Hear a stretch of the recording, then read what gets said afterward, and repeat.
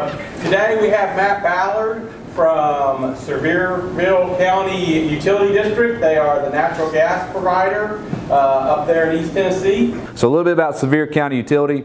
We are the natural gas provider for Sevier County and parts of Blount County. And if you're not familiar with East Tennessee, Sevier County is, we have Sevierville, Pigeon Forge, and Gatlinburg are our major cities in Sevier County. So you kind of know we're the tourist area.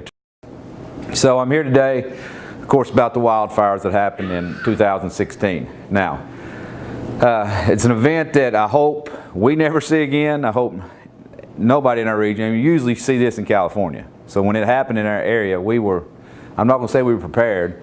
We thought we were somewhat prepared, but nothing for a catastrophe like that, and some of the things we had to do during that time. So I'm here to talk to you a little bit, take you through the timeline of events, and then we'll talk about some lessons learned during that time and what we had to do. That weekend was Thanksgiving weekend. Now, what would have happened if that had actually, this fire had actually happened on that Saturday with our town as crowded as it was? We're fortunate on that. Monday morning I get up, I'm going in the office 8 o'clock, I'm in his office 8 o'clock. As I'm coming on into town, I live in an area called Seymour, which is close to where Bluff Mountain is. And when I got out that morning, you could just kind of smell the smoke. And you kind of see a little bit, but as I got on into town, it really got to be, I hate to use this word, but Smoky Mountains. I mean, it was really smoky. And I don't know that it had got out to all the emergency services yet, how bad this was getting ready to get, or how it was spreading up in town. So I go into the office, I'm in there for 10 minutes. I parked outside. When I parked, everything seemed to be fine. I'm in there about 10 minutes. I kind of get my shot and I come out, and it looks like it's snowing. And on my truck, on the windshield, just like a fine little layer, and it looked like snow, but it was actually ash. And that's how quick this thing started. And you know, it said in here how the winds had picked up and how it spread in 15 minutes at Twin Creek Pavilions. At this time, at 8 o'clock in the morning, it was still in the park. It hadn't even gotten into town, but that's how bad it was getting. And I just had a little fine ash on my windshield. So, you know, I got it off, and I was going to go back home and stay about a half a day at the house, try to see if I could get over this. So I'm headed back to the house, and I get a call from my safety director. He says, "Hey, we've got that." And in one of those in one of the pictures in the video, it showed you Westgate Resort. Westgate Resort is going up the spur from Pigeon Forge to Gatlinburg. You know that stretch, if you've been in that area, you know that stretch of highway from Pigeon Forge to Gatlinburg. Westgate's over on the left. And it showed, unless you really knew what you were looking at, it showed the top from an aerial view of Westgate up at the top of it. There's nothing left. That used to be all buildings. And it was all gone. And that's what they were showing us, how it was just destroyed.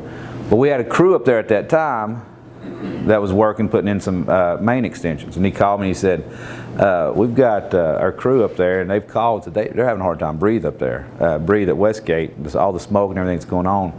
He said, can I bring them in? I said, absolutely. I said, anybody that's basically south of the tunnel, and south of the tunnel was basically the tunnel there coming in Spur and Gatlinburg. So I told him, I said, anybody south of the tunnel, get them back to the operations center. We see what all was going on up there and what's happening, because they were having some respiratory issues. So we brought them in. I'm on at the house. About 1 o'clock, he calls me. It was about noon, because the fire got to around Twin Creek Pavilion about 11:30. So about noon he called me and he says, they're saying it's in Twin Creek Pavilion starting to move, that they're not sure what the wind's going to do. We need to get some crews up there to valve it off. And I told him, you know, we talked about it and discussed what we were going to do. So we decided we were going to get some crews up there to start valving off parts of that airport road just to keep it contained in Twin Creek Pavilion. So I'll pick that back up. So 14,000 people were evacuated. 2,400 structures destroyed, and 14 fatalities when it was all said and done. As I said, early morning of the 28th, safety director calls. 3 p.m. Gatlinburg Command Center called for someone. Again, around noon, we're just valving off around Twin Creek Pavilion. 3 o'clock, they've got a command center set up at the fire department out on Highway 321 in Gatlinburg. They called saying we need someone there at the command center. Around 4 p.m., Bob, that's my safety director, informed me that the fire was approaching Minot Park and then we needed to isolate that area. So now we've got another area that it's came down into Minot Park that we need to try to isolate. This picture here is, if you've been to Gatlinburg, downtown Gatlinburg, you got the chairlift that goes from downtown Gatlinburg, not the tram, but the chairlift. They got a chairlift that goes up the side of the mountain. That's up top of the chairlift. You can see it, and there used to be buildings right here. You can see how hot that fire was to burn all that steel on that chairlift and destroy all that.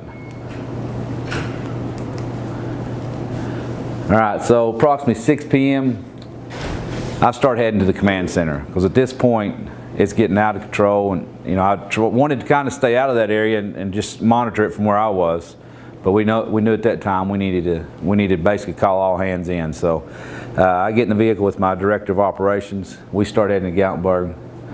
I call my HR director and have her put out a page for basically all hands on deck and report to the operations center and wait for further instruction.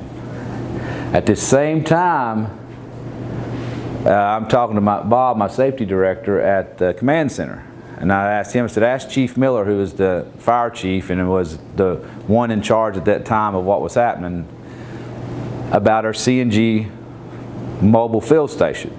Now we're into CNG. Gatlinburg has a trolley that runs on CNG.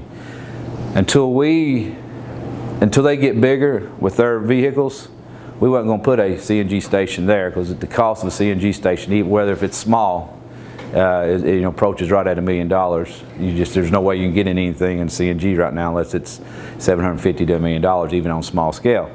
So we have got a mobile CNG fill station, and it sets up at the maintenance area of Gatlinburg. And what they do is they bring the trolley in, fill it. That station stays there, that mobile station stays there for a week. We go up every Wednesday, pick it up, pull it back in, because again, it's mobile, fill it at our place, take it back up there. I tell you that to say this, is we asked the fire chief at that time, I said, ask Chief Miller if we need to relocate that fill station. Now it's out on 321, only about a mile from the command center. And so they've set up this command center where they thought everything's going to be fine. And he says, no, all models show everything, what the wind's doing, it's contained, it's not going to be approaching out 321. Basically, it's in the park side of Gatlinburg, and at this time, it hadn't even really got into Gatlinburg. So he says, it's fine. 7 p.m. operations dispatch crews in teams of 2 to the strategic areas of Gatlinburg and Pigeon Forge. We had our mapping out, looked at the strategic areas of our valves. Where can we isolate certain areas of the city, both Gatlinburg and Pigeon Forge. This picture here is actually out on 321. Right here is a local favorite meat and three restaurant that was a devastation to everybody to lose, but it's right there on the highway. But the key is what I just said is out on Highway 321. Dadgummit. Go ahead.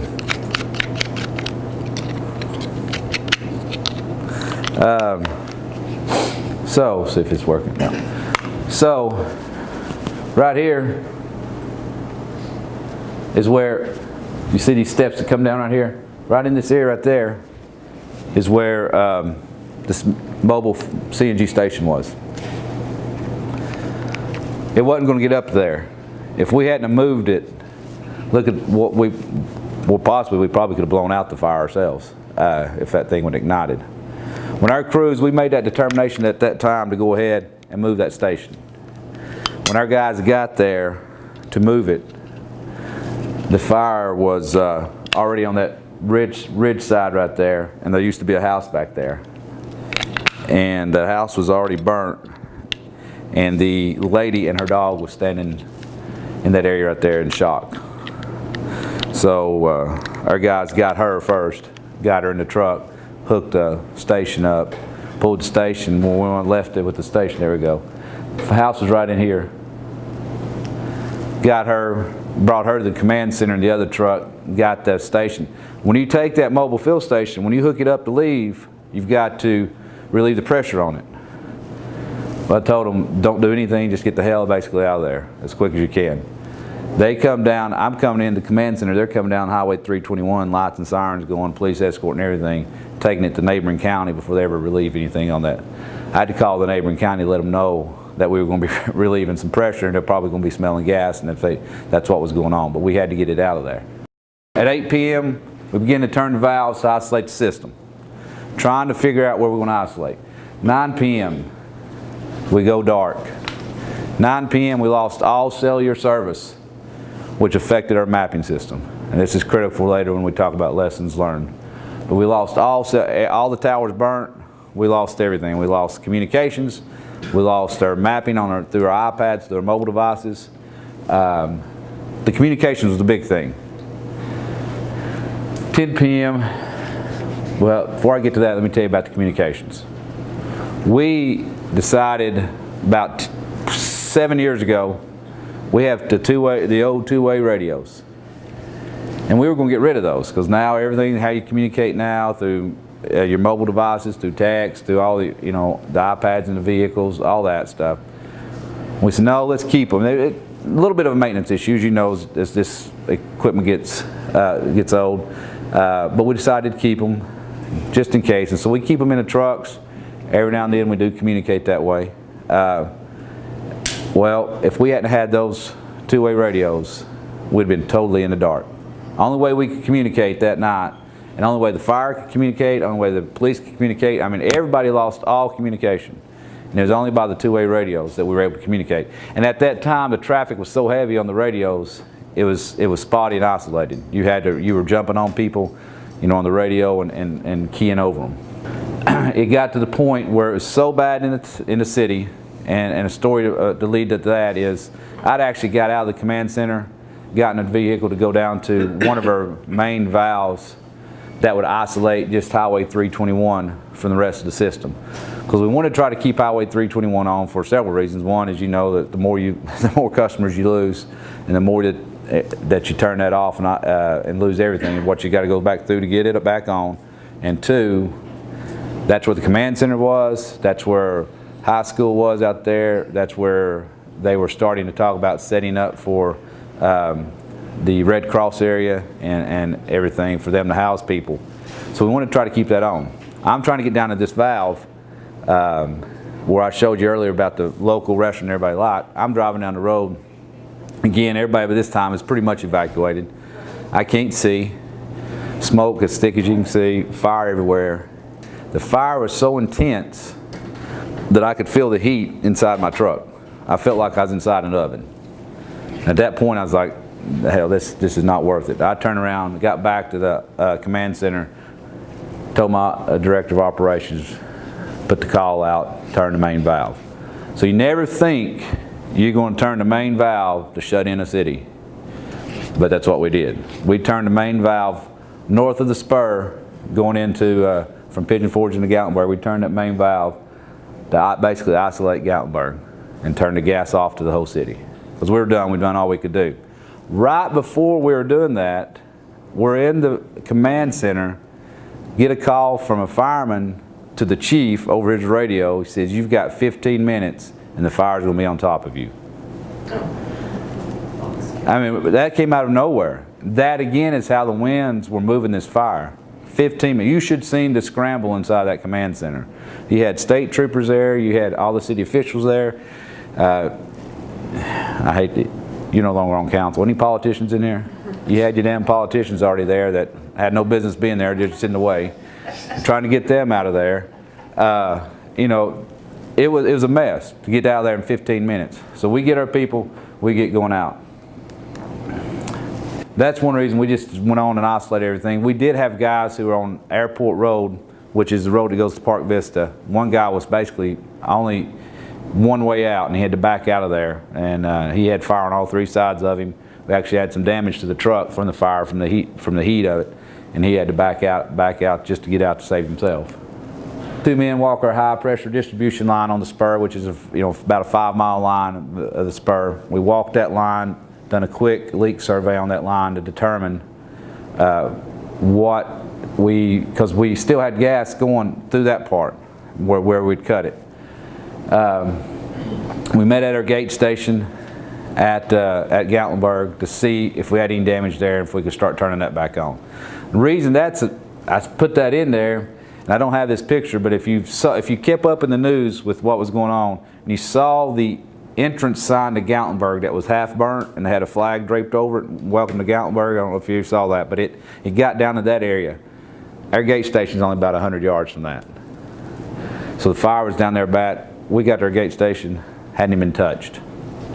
Don't know why. Again, it's just how that whole thing was skipped around town, but had not even been touched. Even the grass around it was not burned.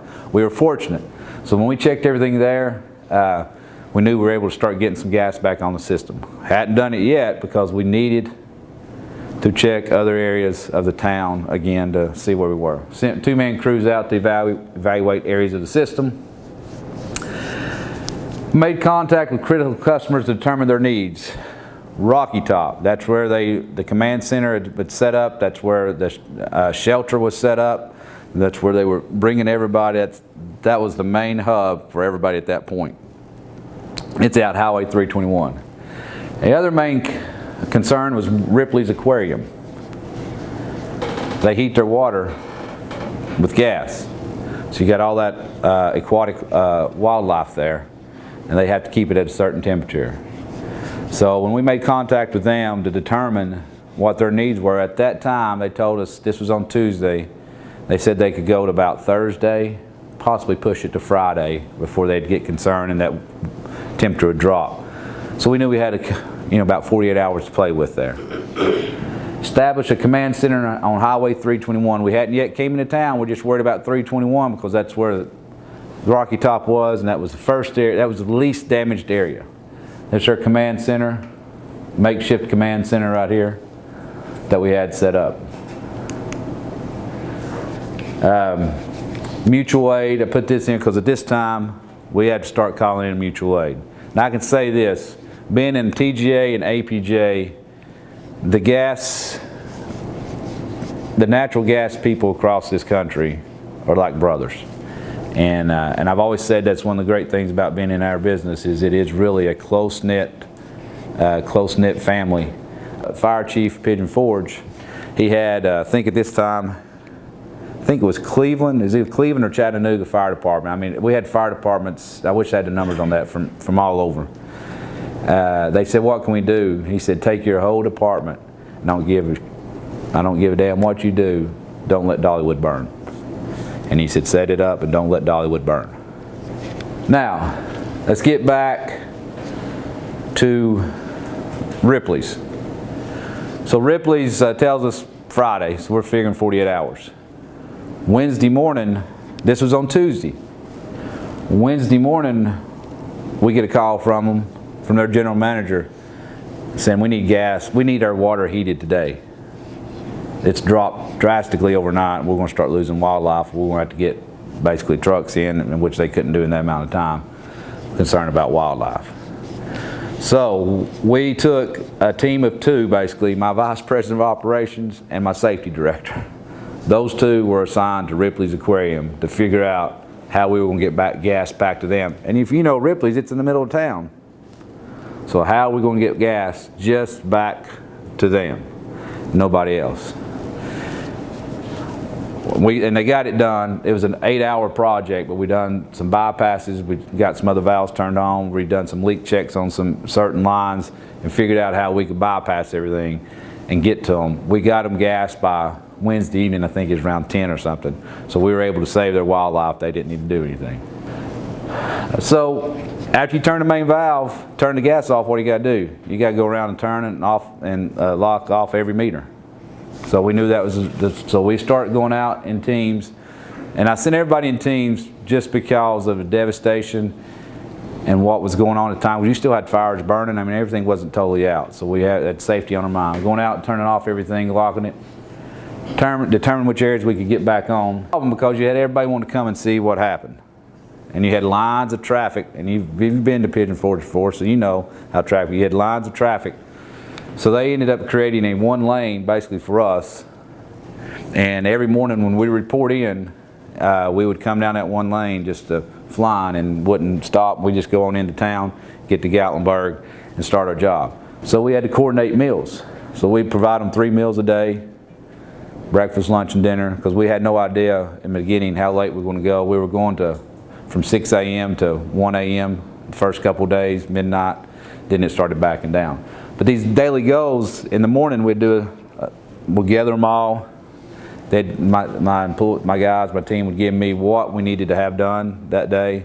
So we'd address them. Here's what we want to have done by lunch. Here's what we want to have done by dinner. So when they come in for lunch, we'd let them eat lunch. Then we'd address them. Here's what we've done. Here's what we've got so far. And here's what we got to do now between now and dinner. Then they come in at dinner. Here's what we got done. And we kept them updated with the progress. And that seemed to really keep them motivated and moving. Everyone knew how many more people had died, what's going on now. So we'd have our meetings. And that's where I'd find out exactly what they wanted of us and when. This bottom thing here, go to have all gas back on system by 12 noon on December 3rd. Happened on the 28th, Monday. Saturday the 3rd, the city decided they were going to start letting the property owners, and you had to show verification, which was another whole nightmare. I mean, National Guard was going through everybody's verification. Property owners back in at 2 o'clock on Saturday afternoon. They had a 3-hour window to get in, check their stuff, see what was going on, and get out. Once we established gas, back on the, which we met our goal. We met it by actually 10 minutes, but we met it. By 11:50, we had gas back on the whole system.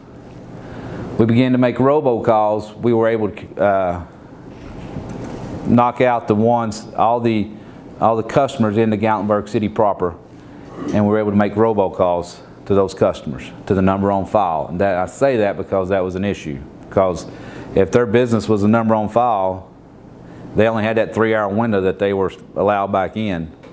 So if you didn't make that call during that time, then they weren't getting the call if it was their business. Begin to assess damage to Park Vista service line. The reason this is up here is because of something unique that we done with Park Vista.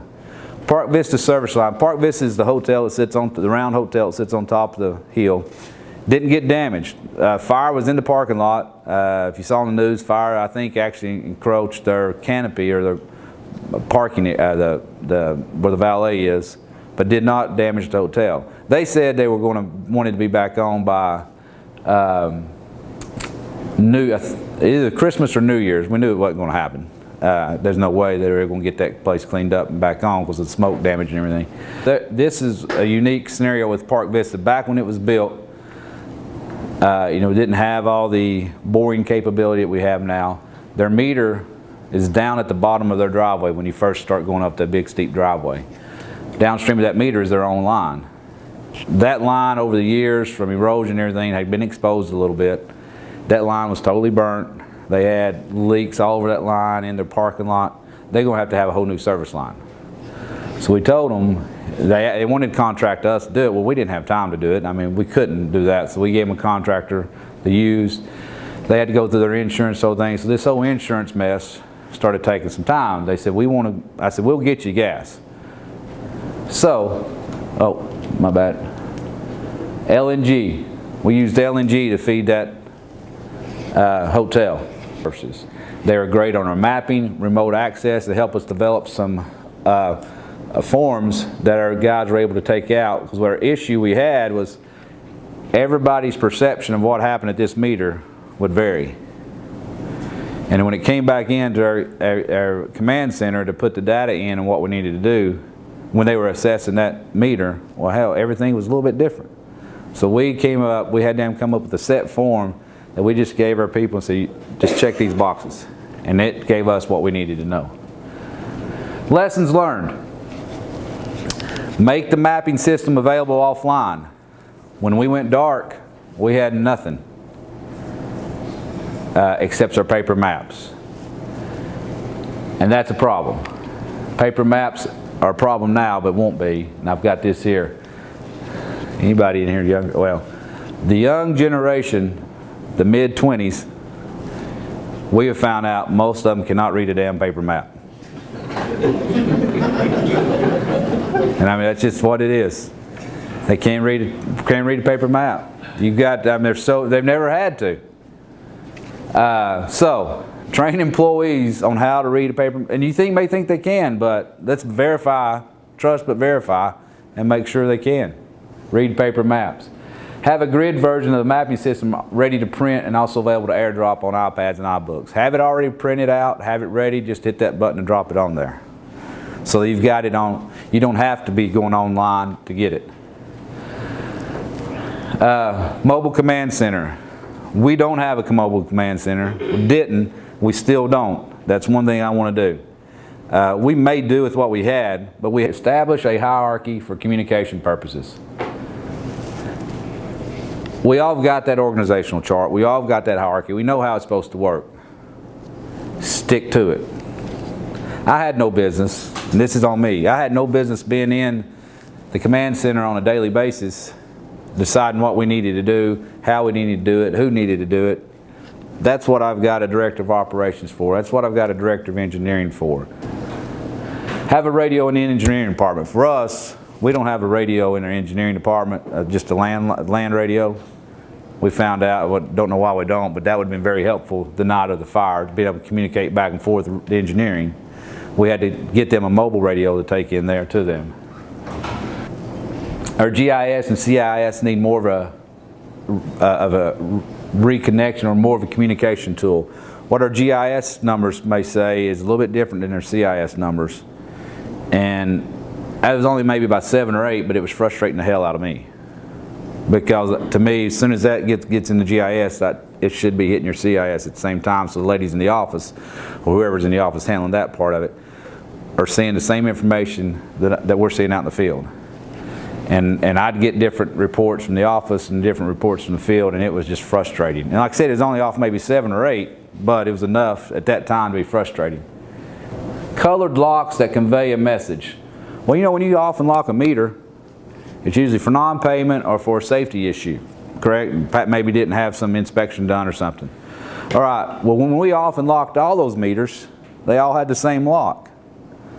And you say, well, okay. Well, here's the problem. To try to do it quick and efficient, when we were going back out to take those locks out and turn them back on, well, our guys didn't know, was this because of the fire? Or is this because they're non-payment? Or did they actually have a problem inside their home, an inspection issue? Control who is turning the valves back on for better control and communication. Maybe have just one crew. It takes a little bit more time, but one crew to hit the major valves. Instead of having, just so you have better communication, you're hearing it on the radio, what valve number, and you know what's happening, instead of 2 or 3 at different locations. Supervise employee surroundings. That's just the safety issues you saw in the video. The fire, I should never have guys driving through the fire like that. All right, we need to have better understanding of the surroundings of what our employees are working in.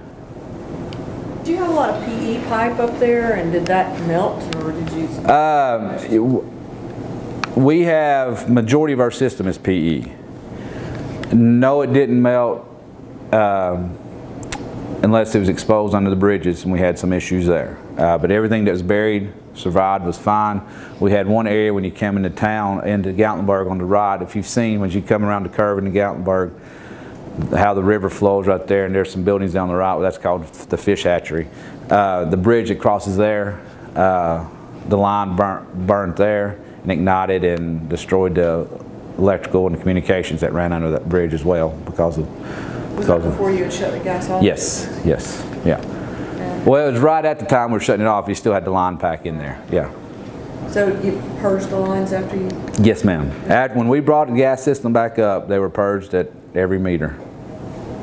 Bring it back up, and then, of course, when we bring it back up to the gate station, we done some purging there. So we followed everything that we could, but as quickly as we could.